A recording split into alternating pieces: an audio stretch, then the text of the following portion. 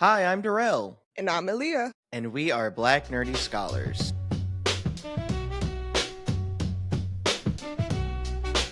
What?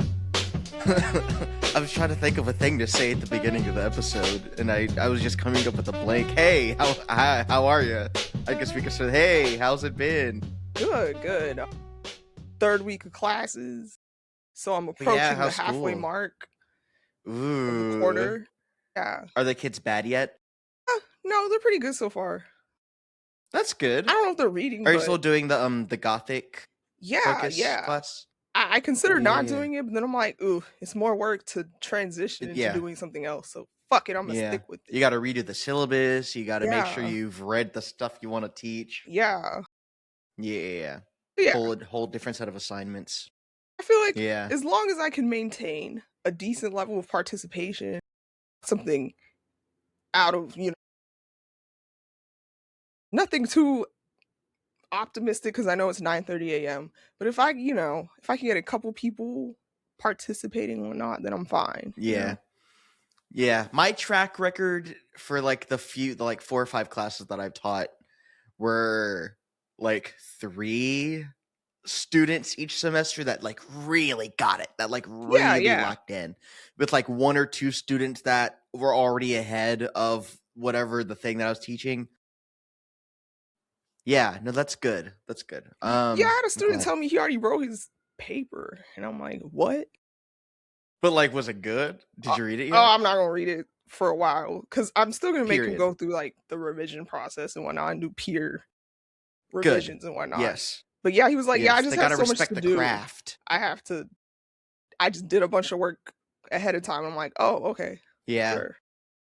I usually get the exact opposite, which I think is probably more par for the course, where it's like, this is an English class and I'm taking like real serious STEM classes, so I don't have time to read books. Yes. Every time.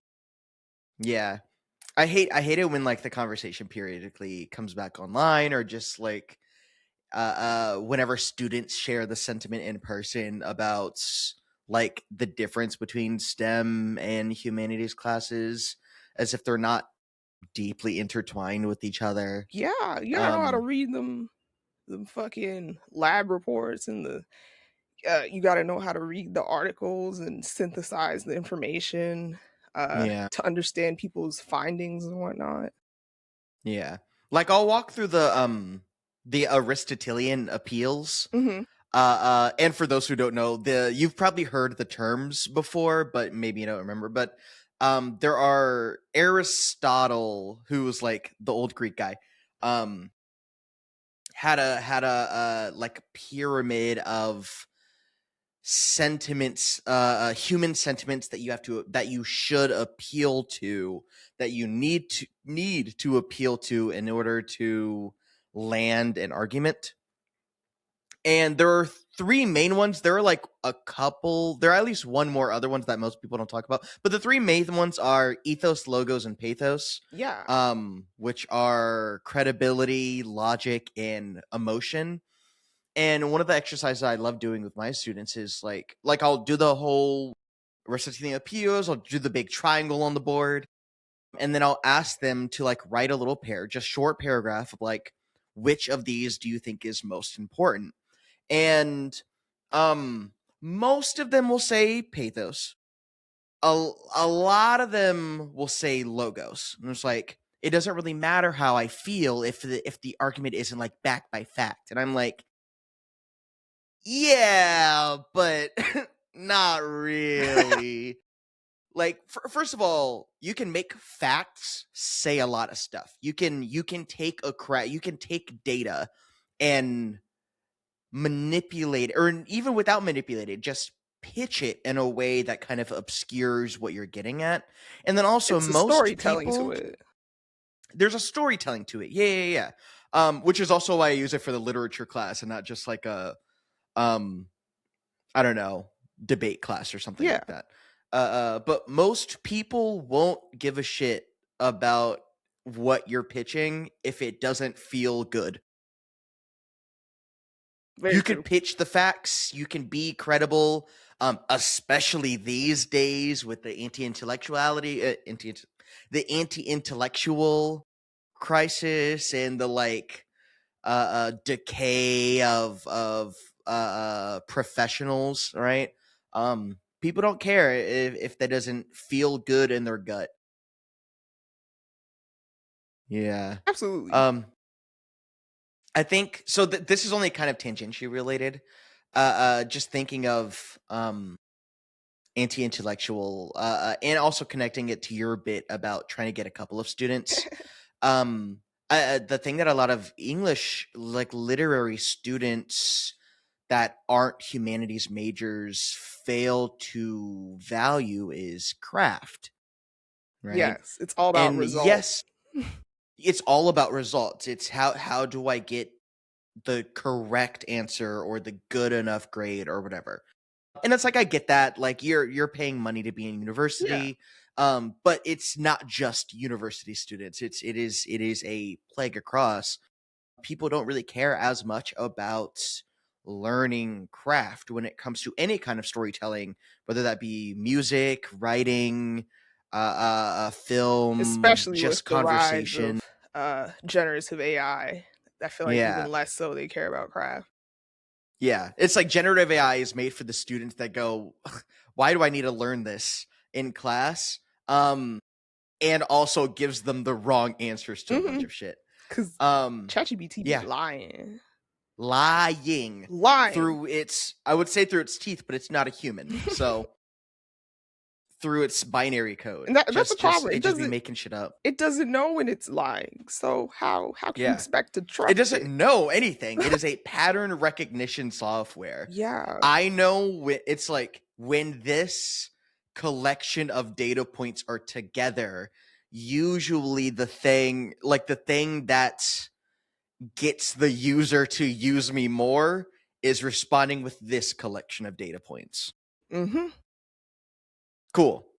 Though I'm pretty sure a lot of these businesses are failing. I'm pretty sure a lot of them, maybe not failing, but they're like hemorrhaging money in a way that dwarfs anything. I think like OpenAI is projected to lose like $7 billion, 14. I think I saw. I'll try to find the I'll try to find the article that like it's set to lose $14 billion by the end of the year, by the end of 2026. Fucking fantastic. I mean, I hate how much, how many resources are being wasted in the process, but I love to see it how many failing. apartments or homes or like places that are being dug up just to make source room for these data centers. It's these businesses that aren't making money, spending more money to compensate for the data that they're using that they aren't making enough money on.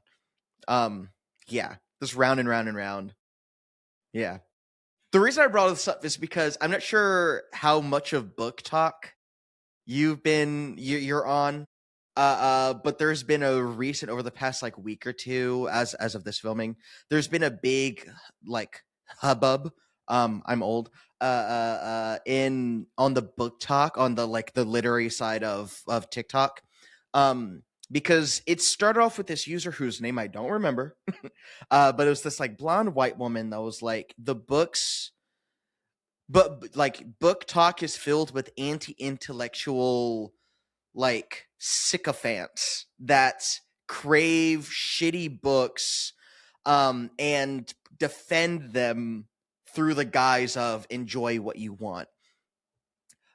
Which I think is true. However, I'm pretty sure the things that she said were good, were like fourth wing still. But yeah, but the reason I brought this up is that I don't think a lot of people that are reading on Booktok right now value craft, at least not to the same way as you and I, who have studied literature for nigh on a decade. Not to say that that makes us better or smarter than anyone, but that does make us more educated on a specific kind of aspect of literary study.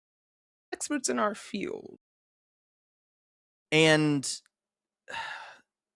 the conversation is devolving into like it always does, but one of the things I see is that like it is elitist to say that like your smart books are inherently like more valuable than my good books. And I've always been a proponent of like please, I'm glad people are reading. Yeah. I am glad people are reading. Like, Yeah. read whatever gets you to read. I just wish there was more. I wish people were more curious.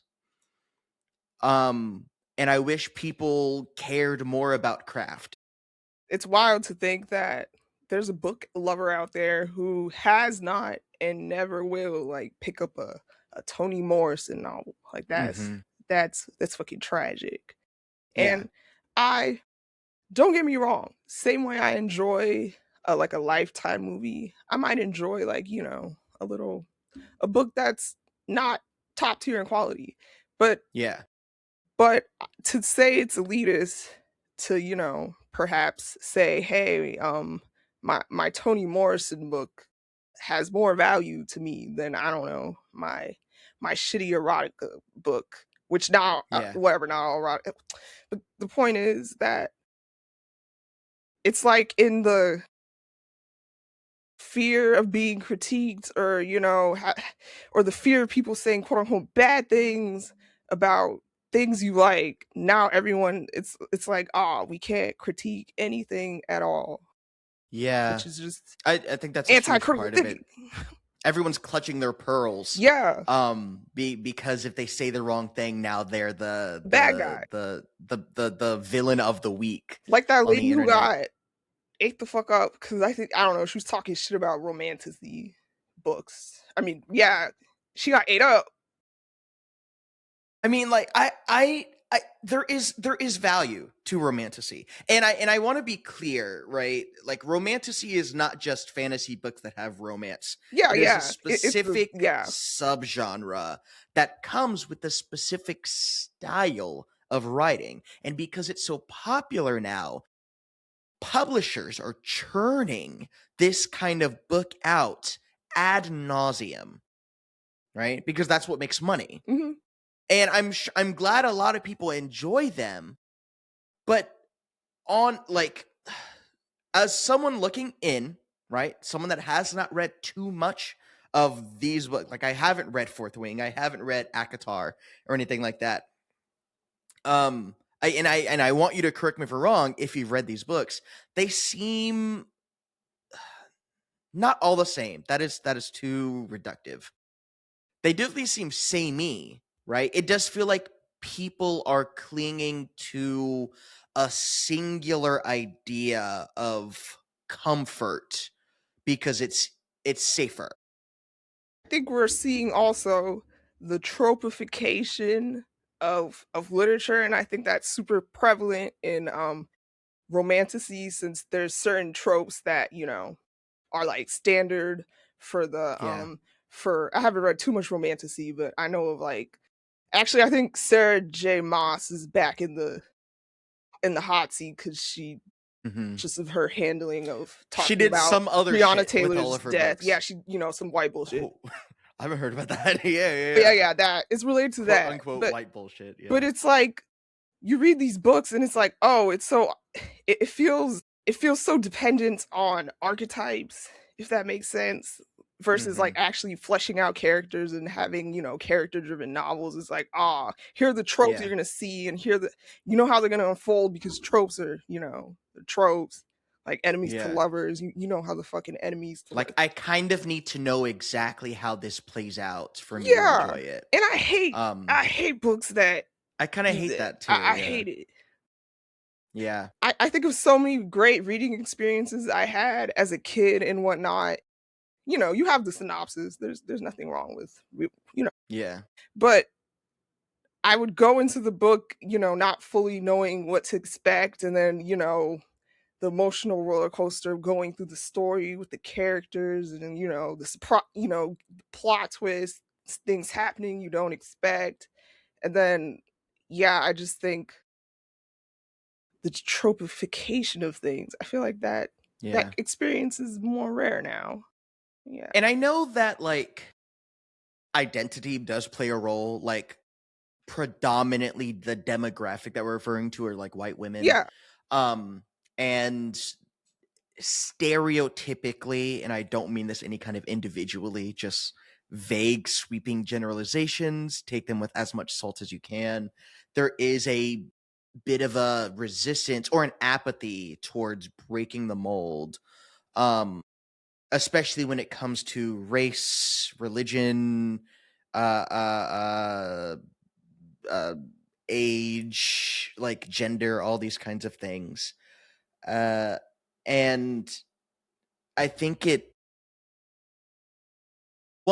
reflects how isolated we are now.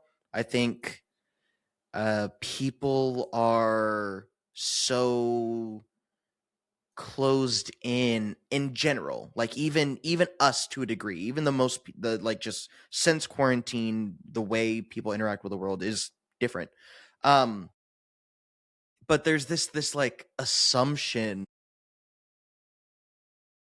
I don't even know how to describe it. There's an assumption that I'm not gonna like anything that doesn't already fit my worldview.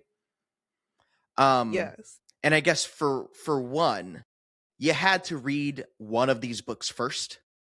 And so there is a world you discovered. Like none of these people came out of the womb reading these books. So obviously they had to have been learned.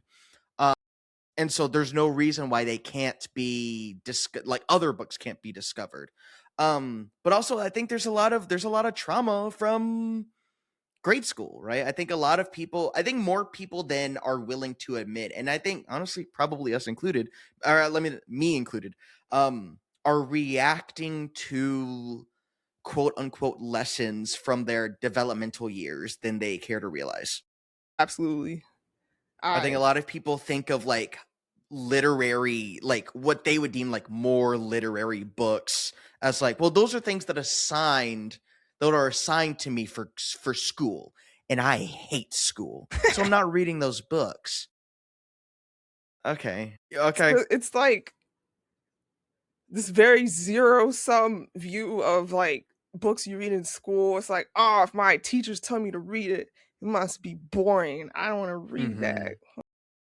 And then you have, and just to transfer that, like if these people that I feel like are looking down on me, some of the people are looking down at you. Yeah, for sure. It's some pretentious fucks. Then I can't read it because fuck them. I don't know, man. I think your point, like with Toni Morrison, is like it would. I guess what I would ask Booktok is, would you use these books to teach children? You know what I mean? Way to put it. And I'm not saying every book needs to be high art or a learning moment, but if you wouldn't use these books to teach children like literary skills, then what literary skills are you practicing? And if you would use these books to teach literary skills, what literary skills are you practicing? Because it kind of just feels like we're stripping books down to, like you said, the tropes, and cycling through a Rolodex of things that I like already.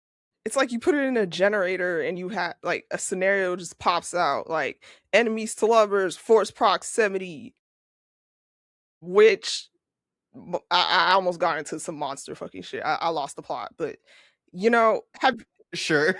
Quick little pivot, but still related. Have you read The Lottery by Shirley Jackson? I think my girlfriend was just telling me about this book. Say more. Yeah. Well, actually, now what's it called? I might have just like counteracted my own argument with. Well, I don't know. I asked my students. Oh, my roommate owns this book. They have the Lottery and Other Stories collection. Oh yeah. Yeah. Okay, so I've seen this cover. Yeah, so Shirley Jackson's whole thing is, she is American Gothic. So her stuff is all about the horrors of tradition, the tensions between like the new generation and the older generation, blah blah blah. So basically the lottery is just about this town, and every single year they have a lottery, and essentially whoever gets picked for the lottery gets stoned to death. So this happens across counties, you know, and everyone has to join in. It doesn't matter, or there might be like an age limit or something. But I mean, like, no matter how old you get, you're part of the lottery, blah blah blah.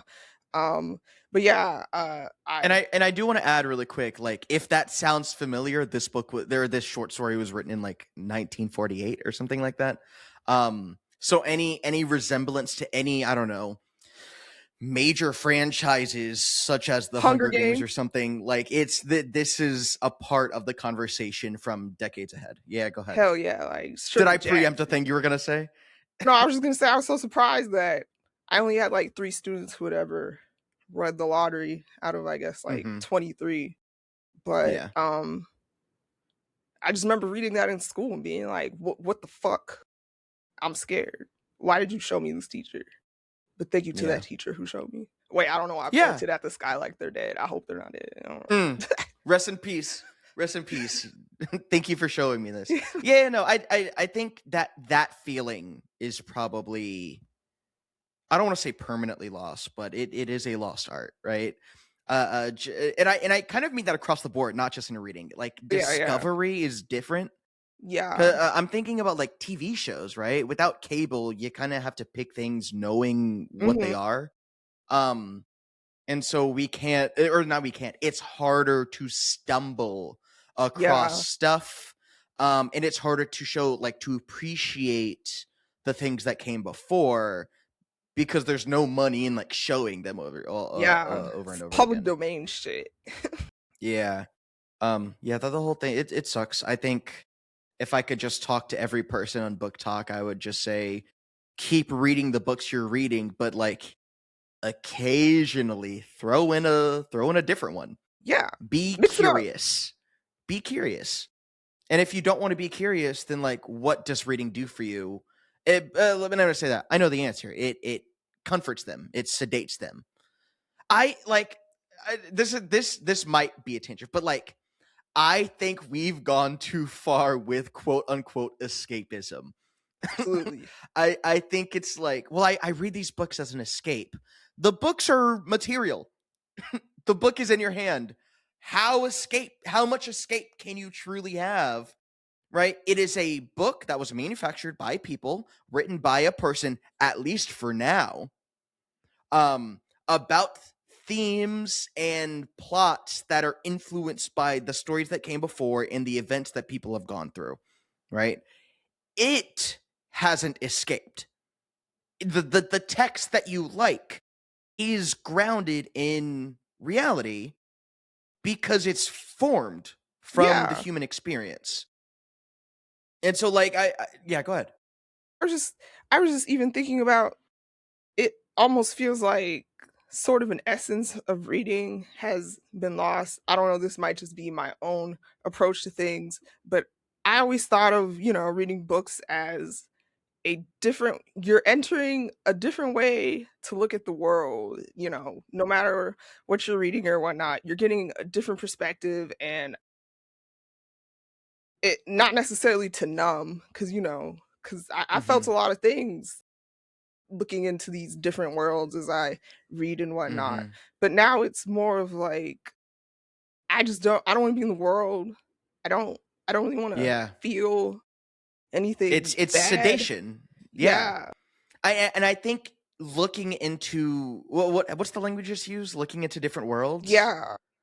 And it does feel like people want to sedate themselves by looking into the same world. Yeah. Right? One that is, whether they like it or not, tailored by their lived experience. Again, just to reiterate, a lot of the people that we're talking about, predominantly white women that are reading these books through their white womanhood, which is not a criticism. There is value to white womanhood. Again, like, I love High School Musical, right? That shit fire.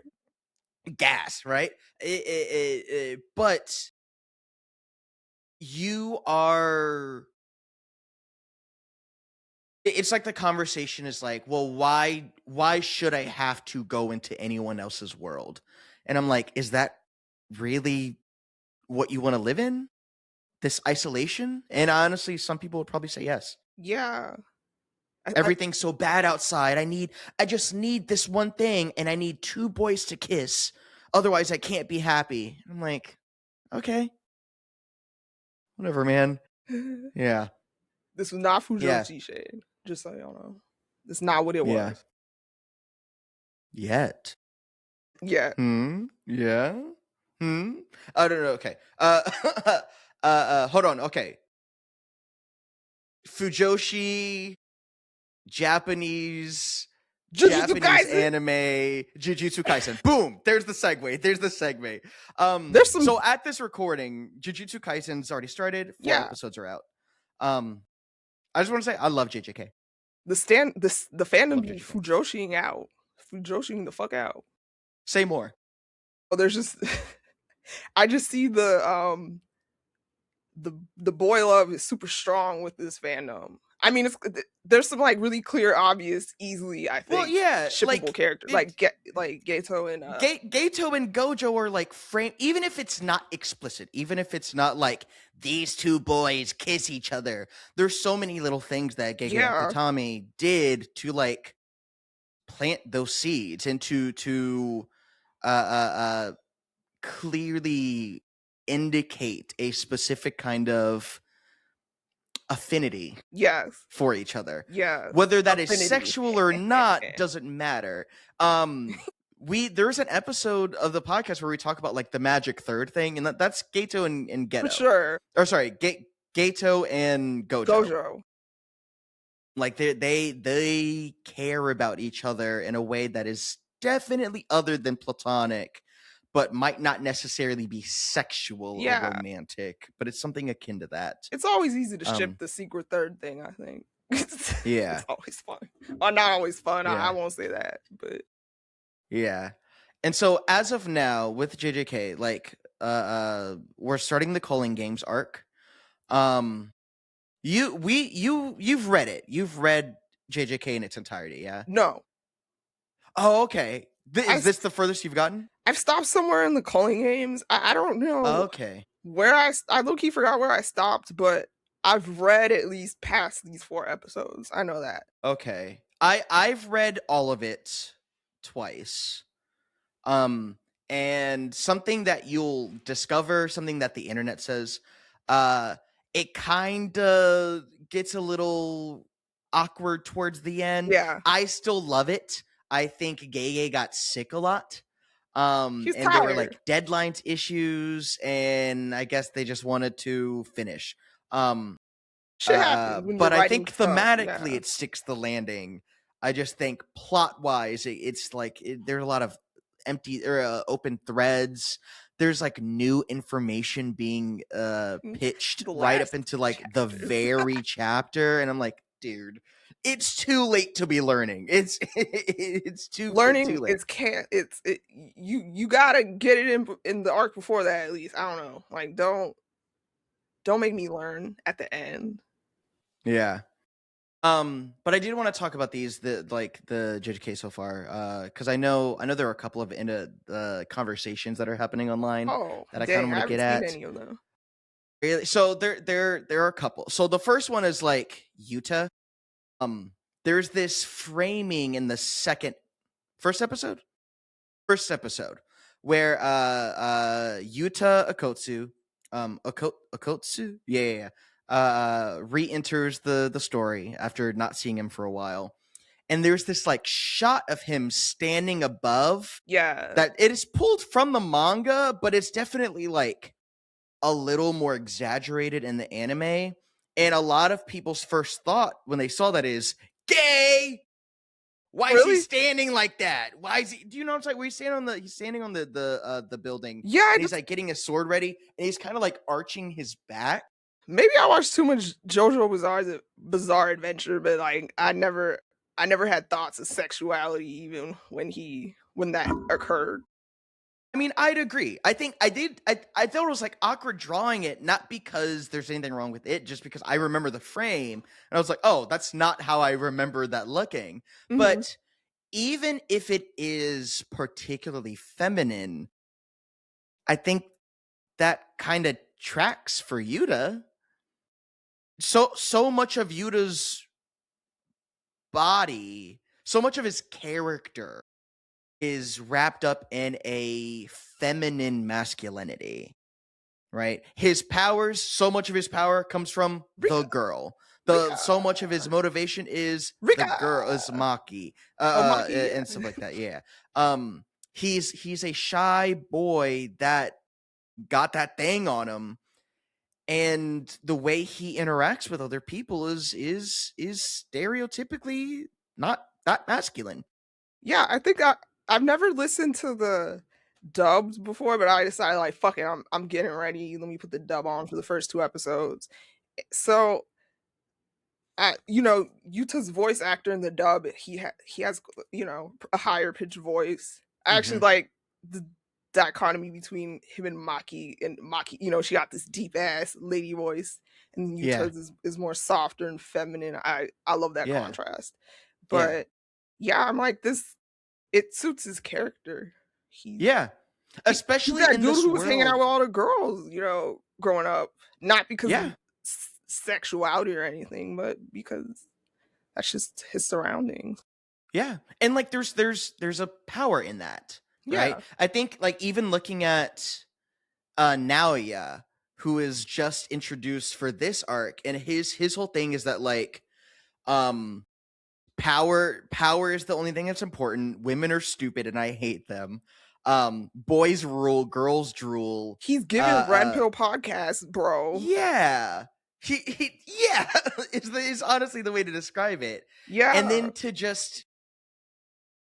to experience Yuta, like I really like the exchange. Like Yuta steps on the scene, they all feel his energy.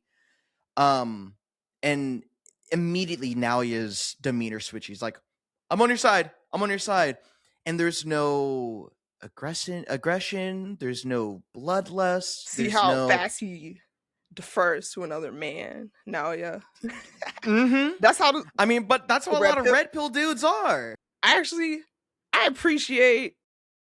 feel like it illustrated the absurdity of misogyny quite well, even if it might be quote unquote a basic understanding for us. But for like teenage boys watching this shit, I'm like, wow, you see how Naoya, in his inability to view women as equal to men, he gets fucking demolished by Maki. Like, we see him briefly glaze Toji in the little flashback thing. So we know he has an understanding of Toji's power and what makes him strong, but he totally could have conceived that Maki could reach the same level of ability.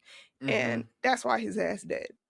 And also, like, when it comes to Yuta, like as a, not necessarily a foil, but definitely this like contrary presence to Naoya.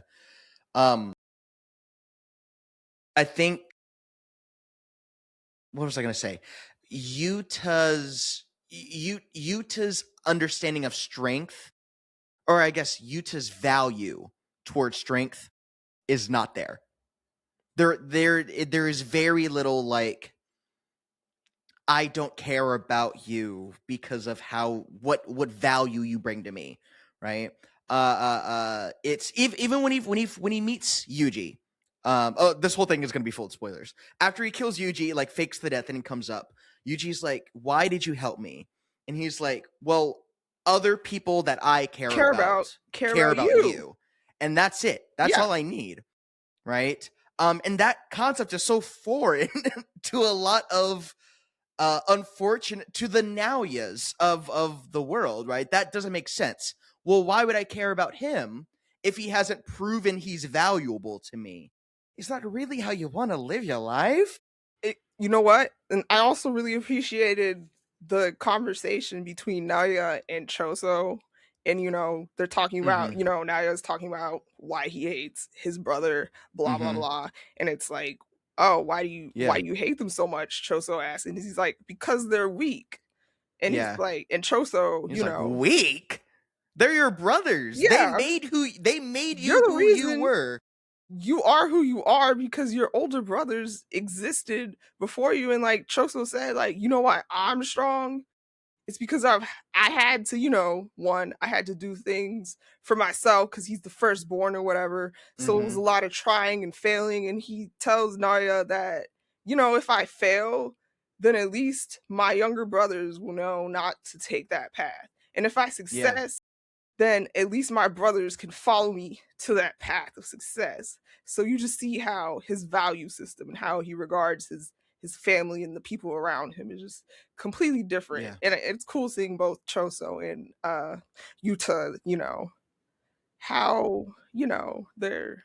Also, I'm also realizing that we don't get a lot of like brotherhood in JJK. Like there's obviously there's biological brothers, right? There is affinity, right? Like in like Toto's whole thing, brother, right? That whole thing. Obviously that all exists, but Choso is, I believe, the first male sibling.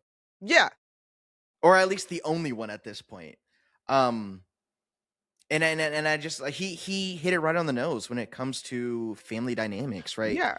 The oldest sibling, even in a regular world that isn't like filled with demons and sorcery and shit. The oldest sibling like kind of paves the way. The older sibling, each sibling has a totally different experience with their parents. Yeah. And a lot of the stuff that changes is because the first time parents are trying them out on like the oldest sibling. We're the test dummies. Yeah. And I know my sister's gonna watch this. Like, I wouldn't be who I am without my older sister. I wouldn't be. We might not. Or be you even middle talking child, about right? This. I'm a middle child, which has its own fucking like. There's a whole thing. I'm also like I don't know how true this is, but I think I'm the. I was like the one that performed academically, or I don't know if how true this is. I don't know. Let me nix that. I can't speak on that because I don't remember. But like the thing that got me into anime was my older sister. We used to watch Yu Yu Hakusho AMVs to like Linkin Park, and I was like, whoa, this is the best thing that's ever existed. My brothers used to roast the fuck out of me for watching anime just to what? Become super weebs. And I'm like, they were literally watching Pokemon as kids, and I'm like, oh, you guys like but it's Pokemon. Different. All my friends like Pokemon, so now it has value to me. Wait, that's literally what they were like. that's bar for bar what they expressed to me. Yeah, and it's like so many and it just going back to Naoya, so many men are trapped considering what other men think of them. Yeah, they're like, oh, my friend said anime was weird and dumb, so I have to think anime is weird and dumb. Or even like with Naoya, like the men in my family think they're better than me if they're stronger than me.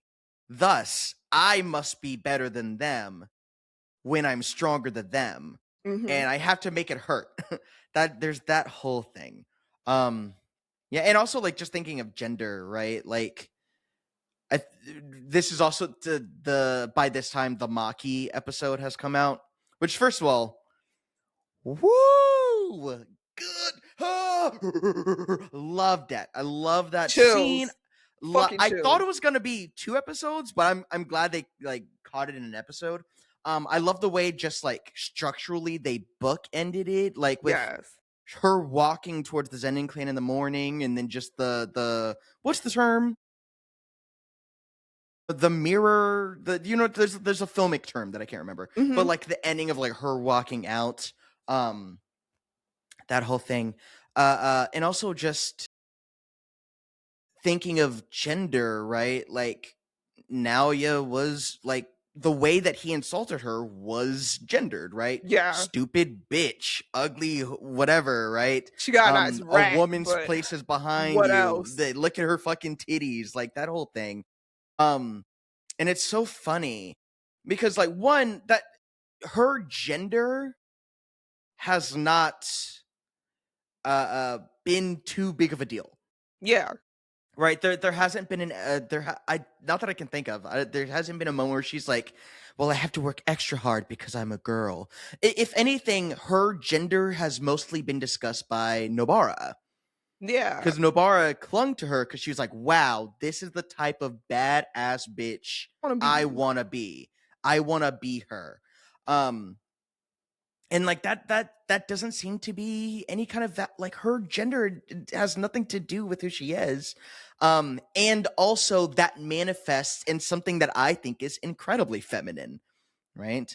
There's this line, again, just reiterating, spoilers all throughout this episode. There's this line where after Mai dies and she goes to fight Naoya, and she was like, aren't you heartless, right? And she says, no. Or sorry, don't you have a heart? She says, no. She took it with her, referring to Mai, right? And like Mai was the one that was a lot more self-conscious and a lot more she took the growing up how they did, you see it more outwardly how it affected her, where I think Maki's more like internalizes the trauma from the Zenin clan and not having cursed energy. She internalizes like, I'm gonna be fucking strong. And I think that how do I want to say this visually? All right, let me say this. I do think there is some play with gender, just like there is play with gender all throughout JJK. Yeah. There's a lot of like men who wear different outfits. Like Sukuna's outfit is, I believe, more associated with the women. And I think it's yes, obviously sword. There are a lot of swords, lots of popular sword. But I do think it's interesting that the essence that Mai's being takes shape is this phallic object. That's not to say that Mai wants to fuck Maki. There's when I say phallic, it is not about sex. It is about imagery and like symbolism and all these things, right?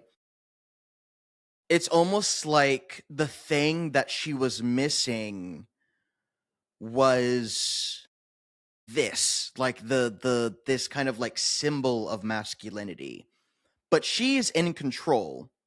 And I do actually, I want to turn this more into a question. How do you think this kind of, how do you think, let me ask you this. How would you juxtapose Toji and Maki when it comes to gender presentation?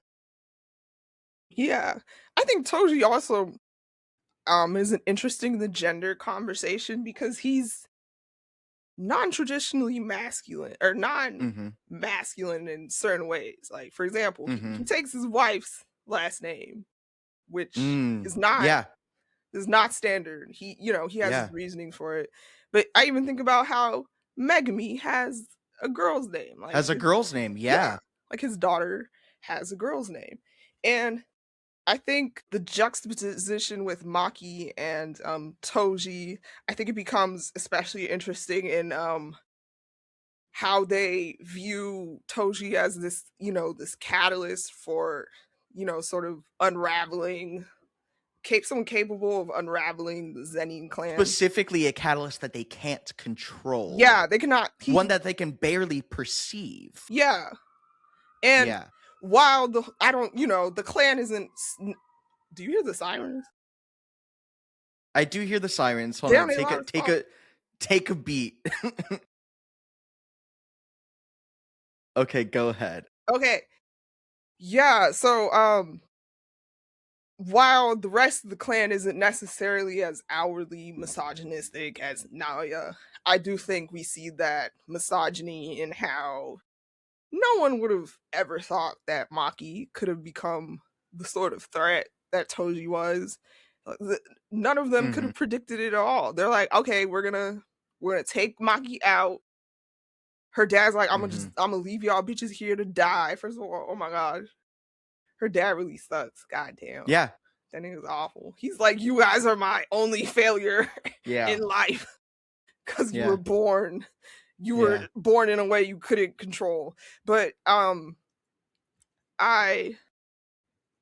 feel like I kind of lost my train of thought. No, I'll pick it up. One of the things that, like, even if even if the rest of the clan is not outwardly as acutely misogynistic as Naoya, one of the central themes of JJK is the way traditionalism and conservatism holds back progression. Mm-hmm. And the Zenin clan is diegetically built on this conservatism and thematically represents like the powers that be. And I do think it's fitting, and I think it was great points that you said about Toji with like the gender of it. The two wild cards, arguably 3 wild cards, are all people that play with particularly the gender that is non-traditional, right? Yes. It is Toji who takes his last name. It is Maki that has this like very masculine presentation instead of sinking into a woman's place. It is Megumi with the girl's name. This outcast, right? This person that is only connected now because of Gojo, who is also like feminine in ways. Like, yes, he's very strong, but he is motherly and beautiful. caring. Yeah, he's beautiful, but that's not the point I was getting at. That's you out of that. Well, I meant he's. I think his appearance is very feminine. Yeah, I mean, yes, it is very feminine. I agree. Like he's very like pop star y. I remember there's the scene in the hidden inventory where he goes to like the church and he like takes off his glasses.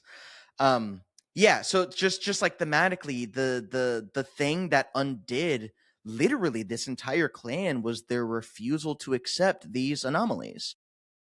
And it's not even like they refused to progress. They refused to get in, like, to follow the changing times. They just hated these individuals. Mm-hmm. And now the whole thing is undone because they refused to care about these people that didn't fit the mold. And it's interesting because if you were to ask them right before they were all slayed, they would have blamed the undoing of the clan on, Maki and Mai probably for not being able to Gojo and his influence on these disrespectful kids, that the inability to pass down the sorcerer technique through the generations and whatnot. And I'm like, okay, wait, Maki's. Huh? Okay, I was just going through the family. Maki's dad is Ogi, who was Naobito's brother. Yeah, he was never supposed to be clan leader. Was his thing. And he never could be because of his kids. Yeah. He was the second son, I believe. Yeah. He said his older brother was Naobito. Yeah. Which is funny because, like, nigga, you're not the first son. But I know it's partially because your daughters don't have powers, but, like, it was never going to be you. Yeah. Also, speaking of gender, like, looking forward, spoilers for those who are anime only. Like, we're about to meet Hakari. Yeah. And what's her phase? Kirara? Yeah. And she's a trans girl. Yeah. And Hakari's blowing the back out of this trans girl. It's like the group that is thematically standing up to the conservatism and like standing for change and progression and youth are it's a bunch of women and a bunch of genderqueer like people, right? It like just going down the list of who's currently alive, right? Yuji's very masculine. That is a boy, but he also has a man inside him. But he also he lets himself feel he be feeling the things. Yeah. So much of Yuji is how he feels. Yeah. Which I know sounds like a really silly, like, superficial metric, I guess. But all right, let me say this. It's how he feels, but the feeling is not anger. Like, I'm thinking back on like the battle shonen protagonists that stand out the most, and so many of them have some sort of anger trigger. Yeah. Goku gets mad, goes Super Saiyan. Naruto gets mad, releases the nine-tailed fox, right? But like Yuji's inner demon is not triggered by his rage. In fact, it spites him for his rage, right? And I just kind of want to bring it back to the general masculine, the red pill conversation, right? That demon inside of a lot of these men hates you.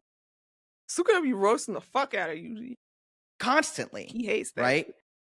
But a lot of men go, well, it is strong. The demon inside me is strong, and I can't be weak. Because one, to be weak is to be a woman. And then two, to be weak is to be conquered by men. And I can't let a man conquer me. And so to not have that happen, to prevent that, I have to be the conqueror of everyone else. And to do that, I need to tap into this fucking demon that hates you. I want you to fail. That inner gremlin, that inner misogynist, and a lot of it is from birth, not people's fault. You're responsible for all the choices that you've made thus far, right? But it's not your fault that the demon's in there. Just like Yuji, it's not his fault. Yeah. That Sukuna's inside him, right? Yuta says that himself. Again, going back to how great Yuta is, it isn't your fault.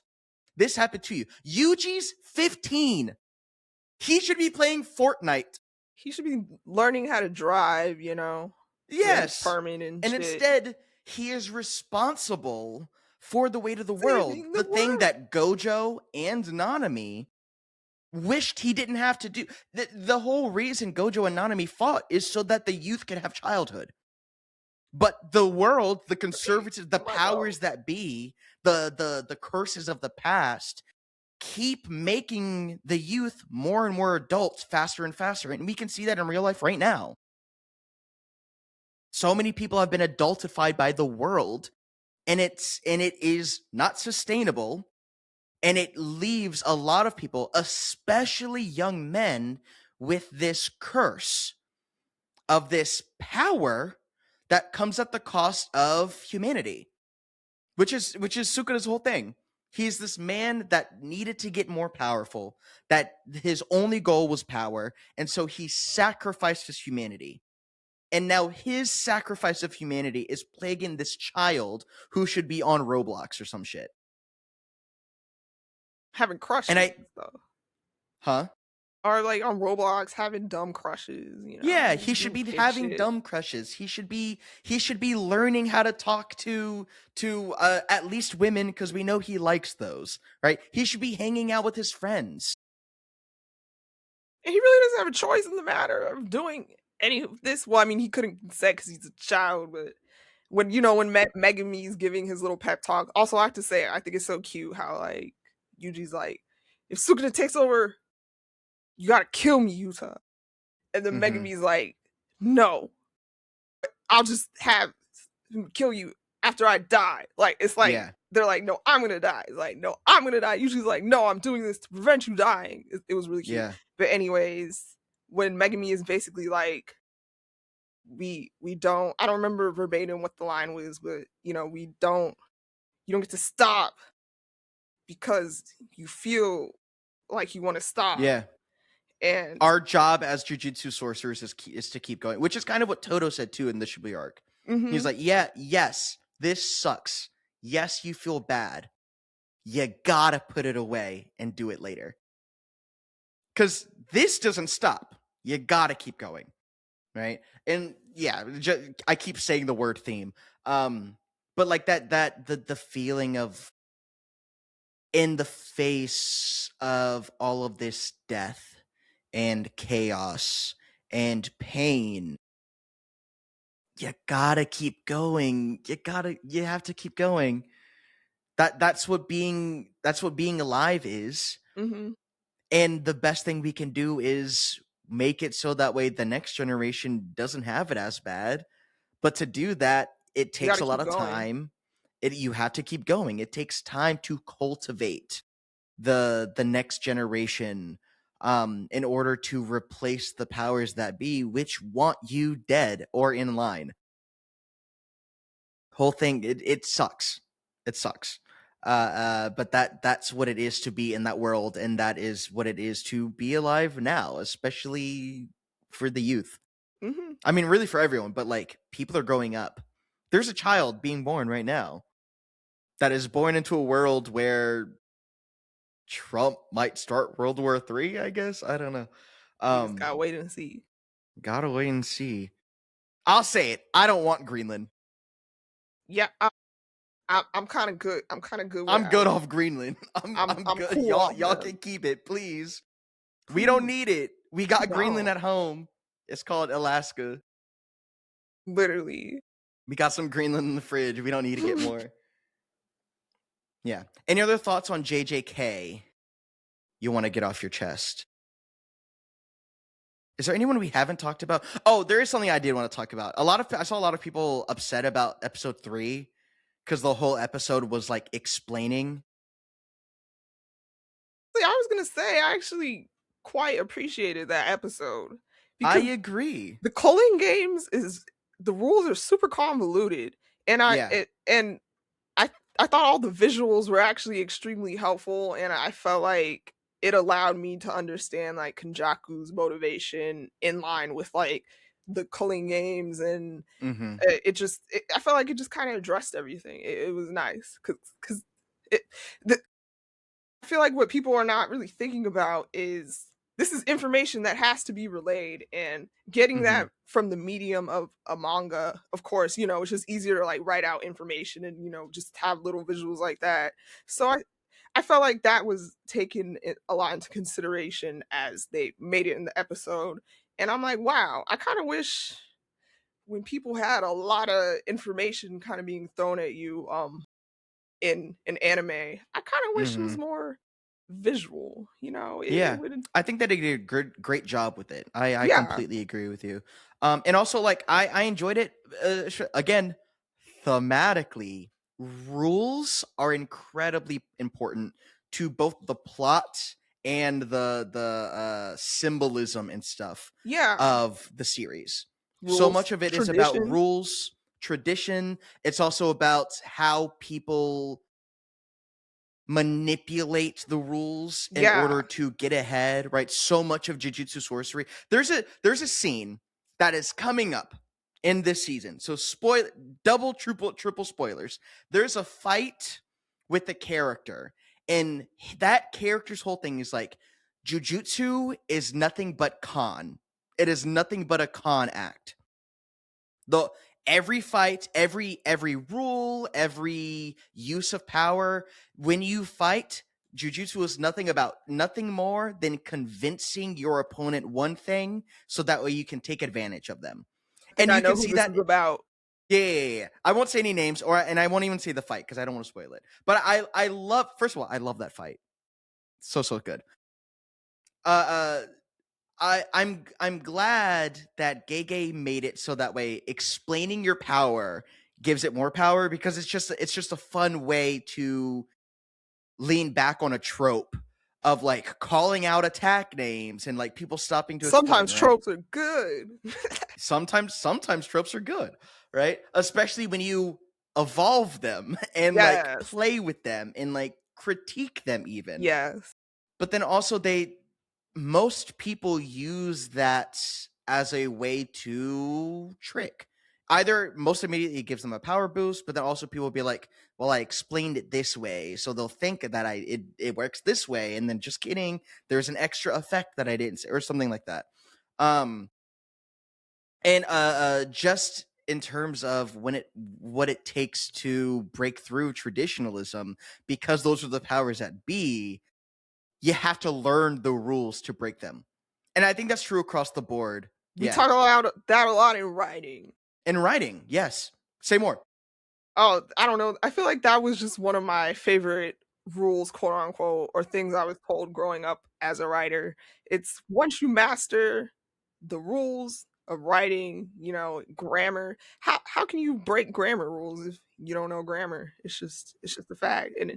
And you can use all your commas and your M dash. Well, I know M dashes their PR is really bad right now. Hot button topic right now, yeah. Same with the word delve. Which I like that word. RIP. Don't use it anymore, because then that makes you a robot.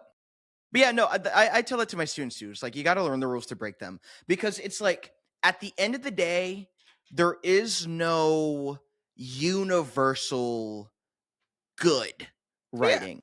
There are things that we socially agree as good writing, but you can make anything proficiently, right? You can do, I'm thinking like, just like dialogue, Top Dog, Underdog by name, playwright, Top Dog, you know what I'm talking about.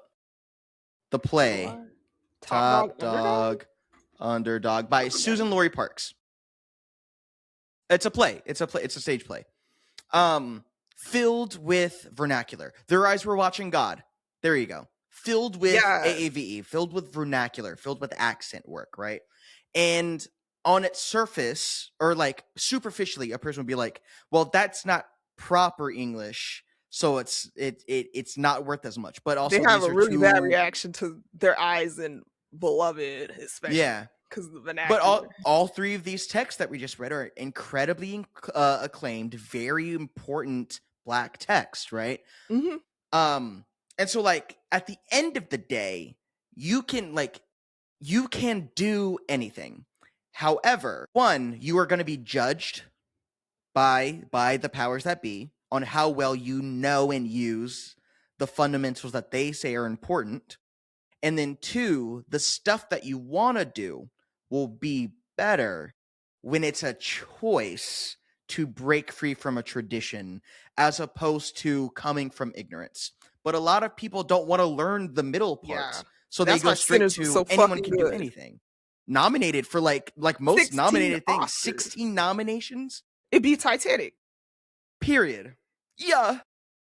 I'm gonna hold my breath because I'm not. I don't have great feelings about the actual awards, but fucking, I'm just glad it got nominated for all, because horror movies are usually, they're usually cheated when it comes to when awards. Are the Oscars? Good question. Oscars are Side note, did you see how Jacob Elordi got nominated for supporting actor? I'm like, supporting? I don't know about that. For what? For Frankenstein? And I'm like, yeah. I think that tracks. Oh, you don't think supporting actor nominated for like the just the normal actor category? No, he is a supporting actor. The movie's about Frankenstein, the guy. Yeah. I feel like they're them two. I would see them more in like the best actor category. No, I think Oscar Isaac is it's the 15th. Of March. It's the Ides of March. Oh, I'll just have to disagree. Like we even get the whole perspective changing to the monster. And well, there's it. Okay. No, he's not. He's not the lead. He's one of them.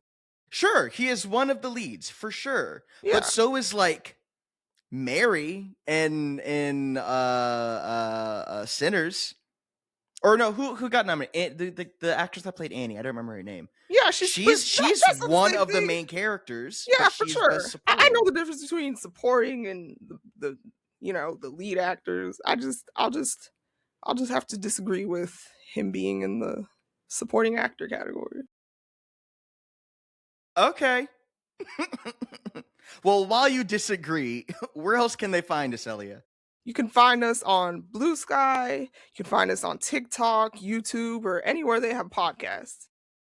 You can also sub to us on Patreon, $5 a month, where you get access to office hours. It is the podcast after the pod. We're a little riskier. We're a little looser. We consume a little legal substance. And I'll put a clip of it right here. At that point, I remember just sitting in that loud-ass club, drinking this overpriced drink, watching all of us not talk to each other because we were all uncomfortable, but no one wanted to be the first one to say, let's leave.